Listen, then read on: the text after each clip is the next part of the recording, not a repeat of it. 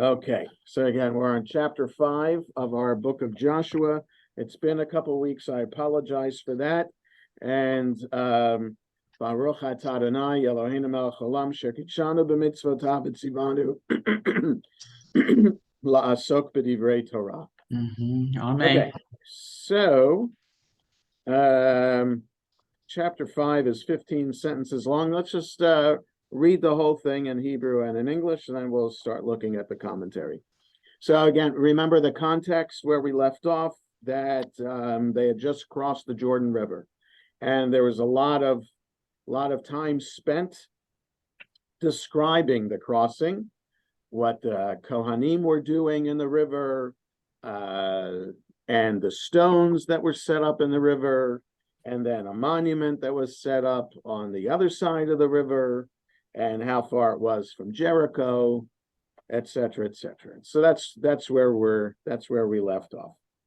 Vayehi kishmoa kol malchei ha'emori asher be'ever hayarden yama v'chol malchei ha'knaani asher al hayam et asher hovish Adonai et mei hayarden mipnei b'nei Yisrael ad avar. So you see here, the letters seem to say avar no. There's an asterisk, and it refers below the line in the small print there, and it says it should be read Avram, ad Avram, until they crossed. Avar no is not a word. It sounds Italian. It's not a Hebrew word. So clearly it's a scribal error and supposed to be read as Avram. Vayimas levavam velo hayavam od ruach mipnei b'nei Yisrael. Ba'etahi. Oh, and there's an asterisk there to tell us at verse 2 that it says Haftarat Yom Rishon Shel Pesach, that this is the Haftarah, this is the beginning of the Haftarah for the first day of Passover. Ba'etahi Amar Adonai El Yehoshua, Aseh lecha charvot tsurim, v'shuv mol et b'nei Yisrael shenit. Vaya'as lo Yehoshua charvot tsurim, vayamal et b'nei Yisrael el givat ha'aralot. V'zeh hadavar asher mal Yehoshua, kol ha'am hayotzei mimitzrayim hazecharim, kol anshe ha'milchama metu bamidbar baderech b'tzeitam mimitzrayim. Ki mulim hayu kol ha'am hayotzim, v'chol ha'am hayilodim bamidbar b'derech b'tzeitam mimitzrayim lo malu.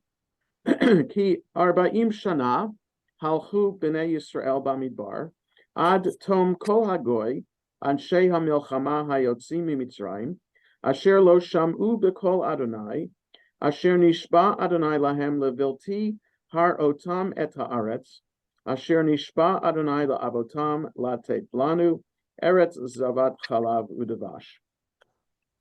V'yet b'nehem hekim tachtam otam mal Yehoshua ki arelim hayu ki lo malu otam badarech.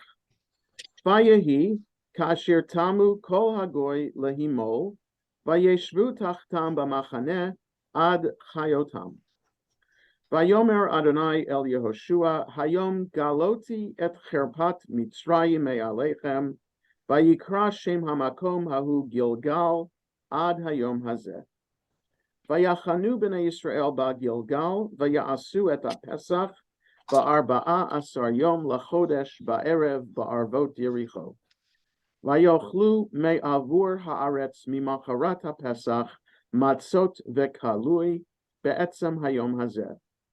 Vayishbot Haman mimacharat ve'ochlam me'avur haaretz v'lo haya od livnei Yisrael man vayochlu mitevuat eretz Canaan bashana hahi. Vayehi biyot Yehoshua biyericho vayisa einav vayar v'hinei ish omed lenegdo v'charbo shlufa biyado vayelech Yehoshua elav vayomer lo halanu ata im letzarenu. Vayomer lo ki ani sar tzava Adonai ata vati Vayipol Yehoshua el panav artsa vayishtachu. Vayomer lo, ma Adoni medaber el avdo. Vayomer sar tzava Adonai el Yehoshua, shal na'alcha me'al raglecha. Ki hamakom asher ata omed alav kodeshu, vayas Yehoshua came. So I'm going to translate directly from the Hebrew. You can follow along in the English and see if there's any differences.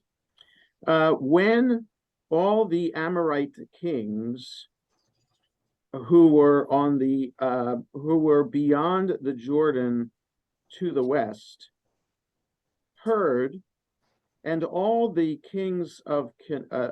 Canaanite kings by the sea heard that God dried the waters of the Jordan, or dried up the waters of the Jordan from before the people of Israel until they crossed. Their hearts melted.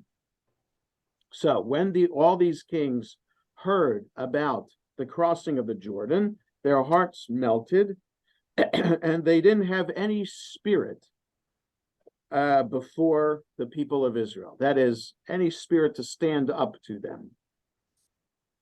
At that time, God said to Joshua, make for you flint knives, and circumcise the men of Israel. So I'll do it literally there. Circumcise the sons of Israel again a second time.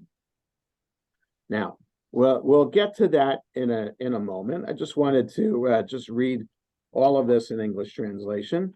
So Joshua made flint knives, and he circumcised the sons of Israel by near or by Givat HaAralot, which means the foreskin mountain. That's literally the name of the place, Foreskin Mountain. Put all the foreskins? I guess so. Piled it up and became a mountain. Can I ask? I think of this kid's song. On top of something Candy Mountain. The Big Rock Candy Mountain. The Big Rock Candy Mountain, right? Tom Chaffee sang that. Anyway, so this is being recorded. Yeah, I know it's being recorded. It's okay. It's just what comes to mind when you have Foreskin Mountain. I think of that children's song, Candy Mountain. How long in time has it been since the Israelites crossed the Jordan? And don't know. We don't know. So the timing here is interesting. So there are a couple of timing things here, so that we're not sure about. Okay, so if all the kings of the Amorites and the Canaanites, their hearts melted because of crossing the sea, what is the rest of the book of Joshua and Judges about, if not battles against them? So why is that? Right? If their hearts melted, then the people of Israel should have settled the land of Israel pretty quickly, and we wouldn't need to have had all these battles. So not sure what that's about. So we'll see if any of the commentary talks about that. It could be like Pharaoh. His different Pharaoh came, different maybe. Well, so we'll see. So verse 4. This is the matter that Joshua circumcised the people who left Egypt, the males, all people of war. All the men of war, actually, died in the desert on their way leaving from Egypt. They were circumcised. All those who left Egypt were circumcised, and all those who were born in the desert on the way after leaving Egypt were not circumcised.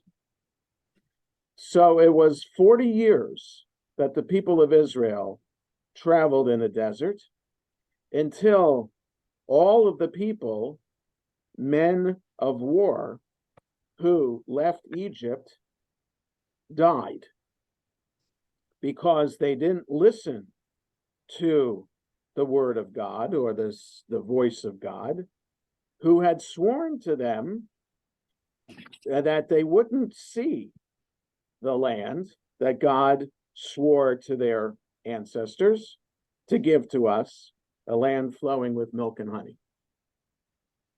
And their sons, who they established after them, they are the ones that Joshua circumcised because they were uncircumcised, because they were not circumcised on the way.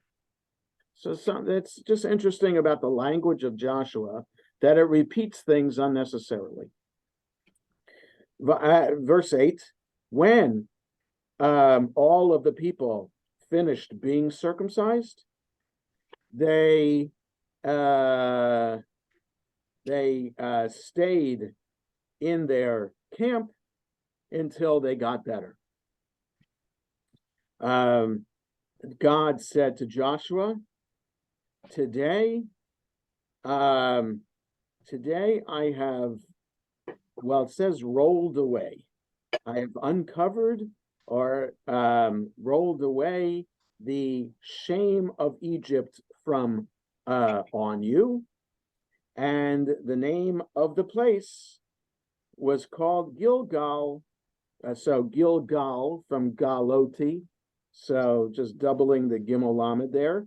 The name of the place is called Gilgal until today. Okay, now in the previous chapter, they're already in Gilgal. Okay, so now we're told that the place is called Gilgal, right? Because if you look just back on page 21, we're told at the end of verse 20 that Joshua set up the 12 stones in Gilgal. Now we're told that the place is called Gilgal, and it was only named Gilgal just now. So there's another question about timing here. What came first, the name of the place or the action here of the circumcision to give it the name of the place? But it seems in chapter 4 it was already named Gilgal, but now it's getting, maybe it's getting a new understanding of why it's called Gilgal. Okay, verse 10, the people of Israel camped in Gilgal, and they made Passover on the 14th day of the month in the evening on the plains, in the plains of Jericho. And they ate me'avur haaretz. So it's translated, they ate of the produce of the land from the day after Passover, matzah and parched corn during that day. And the manna ceased on the day after, while they were eating the produce of the land, and it didn't come anymore.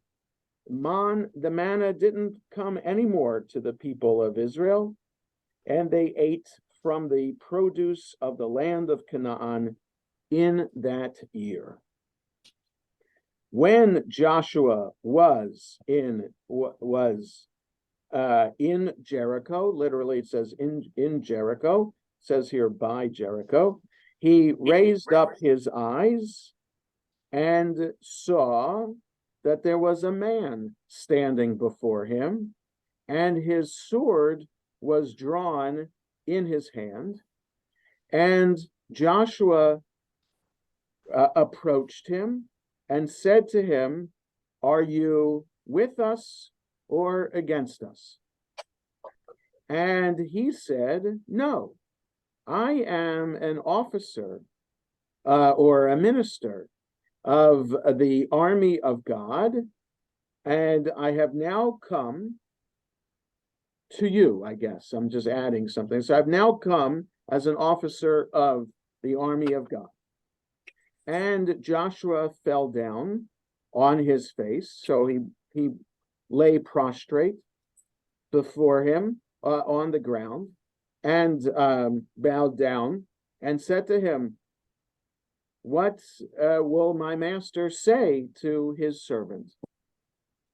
And the officer of the army of God said to Joshua, take off your shoes from off your feet, because this place where you are standing is holy. And Joshua did so. So here's another example of an event happening to Joshua that happened to Moses, right? So Moses led the people of Israel through the Red Sea, and Joshua led the people across the Jordan. Moses had an encounter with God at the burning bush, in which God said these exact words, Shal na'acha me'al raglecha. That's exactly what God said to Moses in chapter 3 of Exodus, because the place that you're standing is holy. So the exact same words here. What's this place? He's just standing in the plains outside of Jericho. So and there's no miracle happening except there's an angel there. But the miracle for Moses, of course, was the burning bush on top of a mountain. So top of a mountain seems to be a holier place. We've had that in the Torah before, right? So Abraham and Isaac are on Mount Moriah. So the top of the mountain with a bush, with a ram getting stuck in the bush, right? So bushes on top of mountains becoming holy are Abraham and Isaac and Moses. Places like that, Mount Sinai itself being a place of God's revelation. Here, just plain flat ground that God is talking to him, that other people hear God at an altar that is set up. Where's the altar here? There's no altar that's described. He had set up the 12 stones, but we're not told in this chapter that he's standing by the 12 stones. So it's just fascinating. What's going on here, that we're supposed to be thinking about Moses, but the circumstances are quite different. Okay, so let's look at the commentary back now. Yeah, go ahead, Bess. Is this the first time you've heard that God had an army? Was there Adonai Tzvaot before? Yeah, I don't think. It's militant sounding. No, yeah, but in the Crossing of the Sea, the song there's some military might is associated with God. Let me just look at it quickly. All he has to do is raise his right hand. I mean, it doesn't. Yeah, no, but the song itself, in describing what happened there, Adonai ish milchama, verse 3 of chapter 15 of Exodus. God is a man of war. God is his name. Just a second, keep on reading it.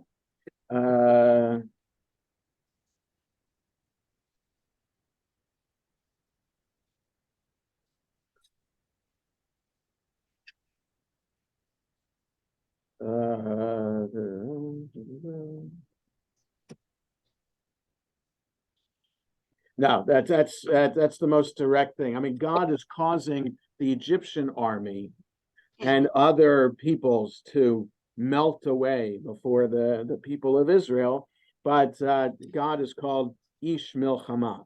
So there is an element of war associated with God, but Adonai Tzvaot is more of a prophetic designation of God. It's not from the Torah. So this is the first reference we have to that idea. You know, in Chabad, I think the youth movement in Chabad is called Tzivot Hashem, but you have to pronounce it the Ashkenazi way, Tzivos Hashem. So the army of God is the youth group of Chabad. Yeah, Barry. You know, from a narrative structure, you know, and we really didn't talk about this a lot. We kind of finished the 5 books of the Torah and kind of unceremoniously sort of went on to the next book. Yeah. But from a narrative structure, it's really pretty interesting. I mean, you've got this whole story of the mythic stories of old, and then Joshua, I mean Joseph going down into Egypt, the way he went down, and how they became enslaved, and then they did then there was the Exodus. But it ended without, I mean, normally a story like that from a narrative point of view would sort of end with them arriving where they're supposed to arrive. And it doesn't do that. It ends on the banks. It ends just before they do it. And the subsequent book, that Joshua and whatever I guess is going to come after that, it seems very studiously designed to mimic those early stories. I mean, like what you just said. I think the Christian Bible does a very similar thing. It takes the original stories and then kind of reinvents them to fit the current mythology. I just find it fascinating from a story structure. Yeah. See that, but the key is the promise given by God to Abraham, Isaac, and Jacob in the Torah hasn't been 100% fulfilled yet, even in our day, right? The promise is that the entire land of Israel, the land of Canaan, is holy and will be, the indigenous people who are there will be driven out, and only Jewish people will be living in the land of Israel. That's the promise. The rest of the Bible, beginning with Joshua, is trying to fulfill that promise to not succeeding, because there are still Philistines and there are still Canaanites living in the land of Israel that the kings of Israel deal with, even to the point where Canaanite idols are brought into the temple in Jerusalem, and alternative altars are built by the kings of northern Israel until the Israel is exiled both by the Assyrians and by the Babylonians. And then the rest of the Bible, Ezra, Nehemiah, the 2 books of Chronicles, talk about coming back to Israel, but still there are Samaritans there and other non-Jews there. So it's a story of becoming that we're still living 3,000 years after Mount Sinai. So, so every book of the Bible after the Torah is at its core about trying to fulfill the promise of inheriting the land, which is why in the right-wing government of Netanyahu, there are political parties who want to fulfill the promise given in the Torah. And that's what Meir Kahane wanted to do, and that's what other far right-wing political parties want to do. That's not a political statement. That's just fact based on their the platforms of the parties that they represent. So it is a Jewish perspective today, still a Zionist Jewish perspective, that the ultimate fulfillment of the Zionist dream is like Jabotinsky's vision, like the logo behind the if you just Google images of Zev Jabotinsky, you'll have the logo for the for Beitar, which is the what his branch of Zionism was called, had both the land of Israel and the other side of the Jordan as part of the map that Beitar wanted to see. So not just the entire land of Israel for the Jews, but also what is currently the country of Jordan as part of that map. So so this the real issue is how much the literal understanding of the Bible gets incorporated into our personal Jewish life today. And the denominations of Judaism in America, plus other denominations of Judaism around the world, and whether religious Jews or not, but secular political Zionist Jews, all are about how to best fulfill this inherent Jewish promise of living in the land of Israel.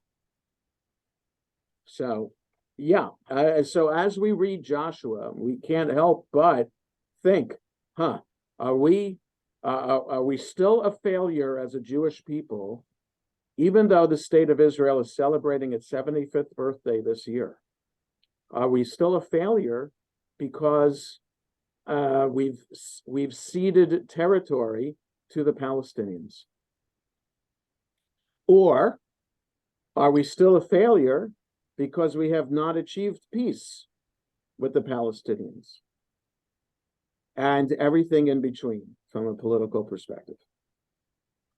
So you would also, I think, have to get into the kind of politics or maybe even better, the ethics of a God who is saying to annihilate all the inhabitants, when if it's an all-powerful God, the God could do that without war. And so there's an inherent problem with the text, but well, yeah, that's the whole other religious perspective here too. And claiming to be speaking for and acting in the name of God. How dare we have the chutzpah to say that our actions are directly from the word of God? That's the further right we are religiously, the more we can claim that we're speaking in God's name. And that's dangerous. That is dangerous to do, let alone understanding, God's actions in the world today. And can't God make this happen if we believe that God intervenes in history? And why isn't God intervening today? Is it something we've done wrong? Are we not worthy yet? The whole variety of theological issues surround this. Okay, so let's look at the commentary here on 22 about these verses. So, Kings, see on chapter 2, verse 2. Amorites, Canaanites, see on chapter 3, verse 10. Westward, literally seaward, namely the Mediterranean, which is the western frontier of the Holy Land. Until they were passed over, that is, they crossed the Jordan River. This is the translation of the Kari, that is, how we're supposed to read the word. The Ketiv, how it's written, Aleph, Bet, Resh, Nun, Vav, right, that word with the asterisk, means until we were passed over. In other words, we could read Ad Avarnu. So, Mipnei B'nai Israel Ad Avarnu, until we were passed over or until we passed over. Perhaps momentarily, the scribe identified himself with the subjects about whom he was writing, and so used the first person, right? So in other words, the tense here is third person, describing something that happened to the people at that time, and then all of a sudden the verb became first person plural, and that's why the editors had to change it to keep it third person plural. Okay, now there's times in the Torah where the verb changes and the word isn't changed, but here in Joshua the word changes. Okay, so the commentary is just explaining that. Their heart melted. Ehrlich plausibly explains that the terror which overwhelmed the native kings enabled the rite of circumcision to be performed. So, in other words, the people didn't have to worry about being attacked because the kings were afraid, and they stayed afraid for a few days, so at least to give time for the people to be circumcised and to recover. Okay, that's a serious procedure. The older you are, the longer it takes to recover. So that certainly the people would not have been in position to fight or do anything if they were attacked. So had there been the likelihood of an attack upon them, the Israelite men of military age would have exposed themselves to danger during the period of convalescence. Right? See what is narrated in Genesis 34, verse 24, right? With Shimon and Levi demanding that the people of Shechem circumcise themselves. And while they were recovering, that's when Shimon and Levi were able to attack and kill everybody. At that time, verse 2, before the kings had recovered from the shock of the news and could make an onslaught upon the Israelites. Knives of flint. Robinson cites the survival of stone instruments into the Iron Age due to religious conservatism found amongst the Egyptians for use in circumcision. So in other words, if you're in the Iron Age and you've evolved to more technologically advanced kind of weapons, why aren't the Israelites using iron instruments for circumcision? Why maintain the stone? So again, ritual circumcisers today who perform bris use metal instruments. We don't use stone instruments, so it's okay to use a metal instrument. So it's just an interesting idea that this is a throwback to the more traditional time of using a stone implement as opposed to a metal one. Governor, Yeah. do you think it was deliberately an attempt at humor to say they would have exposed themselves to danger? No, Bess. Am I the only one that said? I thought of it best because, just your presence on Zoom just makes me think in that way. But It's so obvious that it is, but it's Old English, so maybe it's not so obvious. Yes, I don't know. I don't think the rabbi who edited this was thinking in that way. His mind was not in the gutter. Thank you. So, the second time, according to tradition, they were collectively circumcised before their departure from Egypt.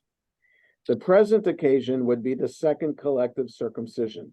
It's therefore clear that the passage has no bearing upon the institution of the rite. On the contrary, it was then recognized as an ancient practice. So the question is going to be, why didn't they circumcise children in the desert when they were born? 8 days after they were born, like it was supposed to. And the Midrash can only answer that it was just too dangerous to do it in the desert. So they did it. So there's Midrash that the people were circumcised before they crossed the sea, right? The Torah doesn't describe circumcision happening, but there is Midrash that happened then. And then it happened again communally this time too. And then from here on, they would maintain the 8-day practice. Okay, we go on page 23. Givat ha'aralot, literally the hill of the foreskins, explained by the Midrash Rabbah as the place which they had made into a hill by means of the foreskin. That is, it is not to be understood as a place name. It's actually literally a hill. The cause. He circumcised them at the divine command. Only the circumcised, Joshua told them, could possess the land. For God said to Abraham, I will establish my covenant between me and thee, and thy seed after thee, and I will give unto thee and to thy seed after thee all the land of Canaan. This is my covenant, every male among you shall be circumcised. Right, so the connection then is you have to be circumcised in order to be rewarded with the land of Israel. Died in the wilderness in accordance with God's decree from Numbers 14. Had not been circumcised. The reason for this is not given. The rabbi suggests that the fatigue of traveling in the wilderness made it inadvisable. Alternatively, they were circumcised, but not properly. That's interesting. So different midrash about what happened regarding circumcision in the 40 years. But weren't they only moving for 2 years? I thought for 38 years they were pretty much sedentary. For the most part, it's right, which only adds to the question, why weren't they circumcised? And Honey. and clearly Moses's Yeah. wife had no problem doing it in a Right. primitive Yes, so that's a non whole other thing. yeah. That cryptic 2-verse story about Zipporah circumcising their sons. Yeah, that's bizarre stuff too. So we don't know. Honey, as in land flowing with milk and honey. The juice of fruits, and particularly date honey, may be meant. But Kyle observes, milk and honey are products of a land rich in grass and flowers. Both articles are abundantly produced in Canaan, even in a state of devastation. Milk, eaten partly sweet and partly curdled, that of cows as well as of goats and sheep, was prominent in the diet of the ancient Hebrews, as in that of the Orientals of the present day. The land yielded great quantities of honey also, especially that from wild bees, and still yields it in its wasted condition. So remember, this commentary is written over 100 years ago, and the land was pretty devastated. It wasn't. It was only in the process of being reformed by kibbutzim. So, but they're saying that even in a wasteland, there are still lots of bees and lots of potential. Till they were whole, the Canaanites did not use the opportunity to attack because they were too terrified, or perhaps they did not know of it. The reproach of Egypt, where they did not practice circumcision until about to depart. Possibly the Egyptians had forbidden it to them, since they reserved the right for the priests and the aristocracy. Oh, that's interesting. I don't know that Egyptian priests and aristocrats were circumcised. Others suggest that the omission of the practice in the wilderness signified God's rejection of that generation, since circumcision was the sign of the covenant between him and Israel. The Egyptians may have taunted them with this. The present circumcision, therefore, signifying their restoration to his favor and the renewal of the covenant, removed the stigma together with the Egyptians' taunt.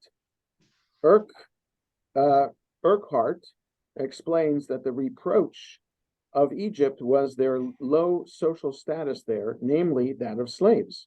The renewal of the covenant indicated that now they would be free and masters in their own country instead of being bondmen in a foreign land. Ehrlich suggests as the meaning of the phrase the disgrace of being uncircumcised since the days of Egypt. Okay. Gilgal, this is an instance of popular etymology. Gilgal probably meaning circle. Nevertheless, since Galgal means wheel, Gilgal may suggest the idea of rolling. They kept the Passover, having first been circumcised, for otherwise they would have been disqualified to observe it. Yeah, because Exodus 12 tells us only the circumcised can offer the Passover sacrifice and partake of it. On the 14th day, as prescribed by the Torah. The produce of the land, we're on page 25, since the manna ceased to fall, as stated in the next verse. The rabbis held that the new harvest is meant, the Israelites first having brought the wave offering of the sheaf in accordance with the Leviticus 23, the morrow after the Passover here being identical with the morrow after the Sabbath there. All right, so here's commentary, the rabbis trying to fit what's being described here with the Torah and with Jewish law. Unleavened cakes, see Exodus 12. Parched corn, see Leviticus 23. Ears of grain roasted by the fire are still eaten as a substitute for bread in the East. The manna ceased on the morrow. No longer would their food come down to them from heaven. In their own land, they must toil for their daily bread. Appearance of the captain of the Lord's host. right? So it's just translated as host as opposed to army. An armed man appears before Joshua, describing himself as the captain of the Lord's host, who impresses upon him the sanctity of the place whereon he stands. The brief encounter is introduced abruptly, without any introduction, but its purport is clear. The campaign is about to begin, and again Joshua is admonished that his task has a sacred purpose and is not simply another of the many sordid instances of conquest and plunder which fill the pages of history. He must approach it with awe and reverence, seeing himself an agent to fulfill God's design. This incident is a novel illustration of the truth that, in the great causes of God upon the earth, the leaders, however supreme and solitary they seem, are themselves led.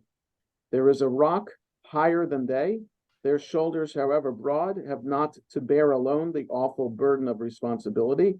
The sense of supernatural conduct and protection, the consequent reverence and humility which inform the spirit of all Israel's history, have nowhere in the Old Testament received a more beautiful expression than in this early fragment.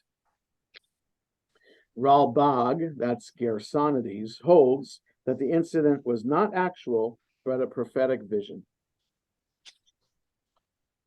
By Jericho, the text is literally in Jericho. The rabbis remark that he was in the outer environs of the city, since he was obviously not yet inside Jericho, which count as the city. His sword drawn, so did the angel appear to Balaam and to David. Nay, etc. The answer is somewhat obscure. Apparently he meant that in the wider designs of God, there is no partiality for any people. The victory of the one and the defeat of the other are both part of the same pattern of his lofty purpose. Kimchi interprets the words, nay, I am not, as you think, a man, but an angel. The host of the Lord, that is the angels. See 1 Kings. I am now come to instruct you how to capture Jericho. So that's why the angel came. Put off your shoe. As a mark of reverence, Moses was similarly commanded at the burning bush. For the place whereon thou standest is holy. As with the burning bush, no sanctity attached to Jericho. Its holiness resulted from the appearance there of God's messenger. So let's look at to see what Alter has to say about this chapter. Just a second here. Okay. So we're on page 26 in ancient Israel. Oops. So flint knives. Jonah, The story takes place in the late Bronze Age and was composed sometime in the Iron Age. But flint knives are introduced precisely because they are archaic and hence the appropriate implements for this ritual act. In the enigmatic story of the bridegroom of blood, that is Tzipporah, Moses' wife, circumcising their sons, Moses' wife takes a flint knife to circumcise their son, and the phrase on the way that is used in this story appears 3 times there in relation to the lack of circumcision. So just literarily, the connections between the circumcision stories. Joshua circumcised them. The object of the verb in this clause, them, is merely implied. The males, the men of war, this is an indication of age, 20 years old being the beginning point for military service. This generation, now died out, is about to be replaced by a new generation of adult males who will carry out the campaign of invasion. The whole generation, the Masoretic text reads the whole nation, which is surely too sweeping, but several Hebrew manuscripts, as well as the Targum, the Aramaic, show generation instead of nation. So dor instead of goy, who had not heeded the Lord's voice. The specific reference is to the pusillanimous report of the 10 spies, an episode already invoked in the story of the 2 spies who go to Jericho. The 10 spies, in fact, use the formula of a land flowing with milk and honey. Okay, so the literary connections between that.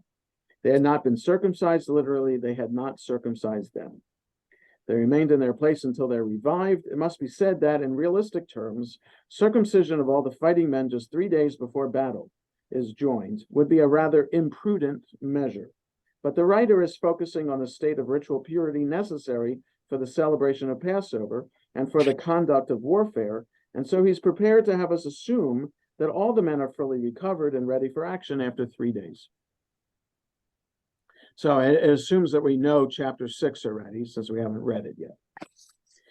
I have rolled away from you the shame of Egypt. The verb here, galoti, is an etymological pun on Gilgal, a word that can mean either circle or, as in this instance, wheel. The shame of Egypt may have a double sense, referring to slavery.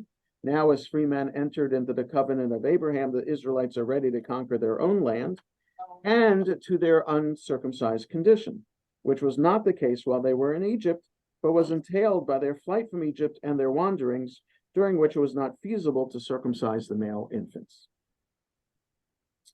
Perform the Passover rite. Of all the Spirit-stipulated festival sacrifices, it was the Passover that confirmed a person's full participation in the community of Israel. For a male, being circumcised was a necessary condition. Yeah, lower than 97. And for taking part in the rite, as is made clear in Exodus 12. The celebration of the first Passover took place on the eve of the departure from Egypt, and so this second Passover marks the liminal moment of leaving the wilderness for the land, as the first Passover marks the leaving of Egypt for the wilderness. All right, so just in broad strokes, the first Passover is read about in chapter 12 in Exodus, and here's the next Passover that warrants being mentioned in the Bible, and they're what's called these liminal moments, these major threshold moments of times of transition. They ate from the yield of the land. Evidently, the Israelite troops have been foraging in the territory adjacent to Jericho. The substitution of the produce of the land for the manna is another marker of the end of the wilderness experience. At Jericho, the Hebrew particle beh, which usually means in, here must refer to the vicinity of Jericho, which Joshua may be reconnoitering. And look, a man was standing before him. This is a crystal clear instance of the use of the presentative hine, look, as a shifter to the character's visual perspective. The as yet unidentified figure is thus called a man because that is how he appears to Joshua. Are you ours or our foes? The translation seeks to emulate the compactness of the Hebrew, halanu ata im le sarenu. This brisk wording is beautifully appropriate to the military context, as a sentry might urgently challenge an unknown figure, wasting no words. I am the commander of the Lord's army. This is a bit of fleshed out mythology, not attested to elsewhere. God, who is not infrequently a warrior god, is often referred to as the Lord of armies, but elsewhere there are no indications that he has an officer's staff. This piece of imagining is perfectly apt in a dedication scene for Joshua because the Lord's emissary can address him as superior commander to commander. So that's interesting. Now have I come. This pronouncement, just 2 words in the Hebrew, is meant to sound portentous.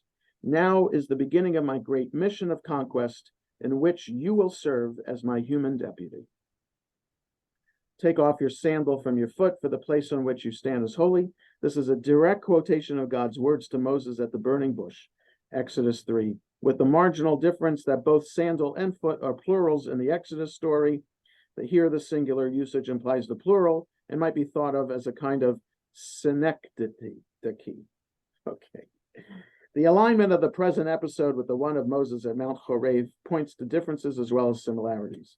Both stories are dedication episodes as a leader is about to embark on his mission, but Moses is addressed by God himself, as is appropriate for the greatest of prophets and the lawgiver, and at the site is a miraculously burning bush, proleptic of the moment when this very mountain will be enveloped in lightning during the great Epiphany.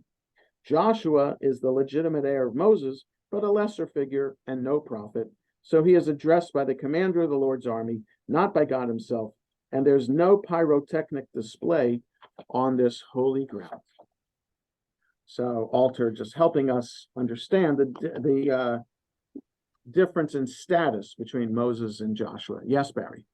Do I understand then, despite being given the commandment that the Torah, which stipulates circumcision, I think on the 8th day, that's in the Yes. Torah, Yeah. and also keeping the Passover every year? Yeah. Neither of those were done? Well, it's unclear. Okay. It's unclear. The Torah doesn't decide to tell us that the people were fulfilling the mitzvah of circumcision. Was it Or does commentary tell then us- just now that said this is What's the that? first time it was done? The commentary suggests that it wasn't done in Egypt because of slavery, because the Egyptians prevented it, and also not done in the desert because they were too tired or the strain of travel. So there's definitely midrash about that, but who knows? Maybe they were able to do it. It seems logical that they should be able to do it, but for the rabbis, it just seems that it wasn't done. And they waited until this communal moment when they crossed the Jordan to. Well, it says that this is the second time they did a circumcision. Right.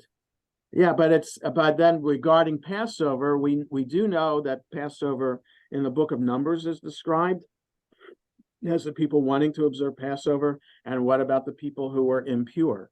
So there's that story. So that seems to imply that Passover was celebrated in the wanderings of the desert. But we don't know for sure. That's the problem with the Bible. The Bible doesn't tell us everything that we need to know historically. It tells us what we need to know religiously. The other thing I was just going to comment, and I've mentioned this one time before, on our second trip to Israel, we went to the Museum of the Bible, not to be confused with the Bible Museum in DC, but the one that's in Jerusalem. Yeah.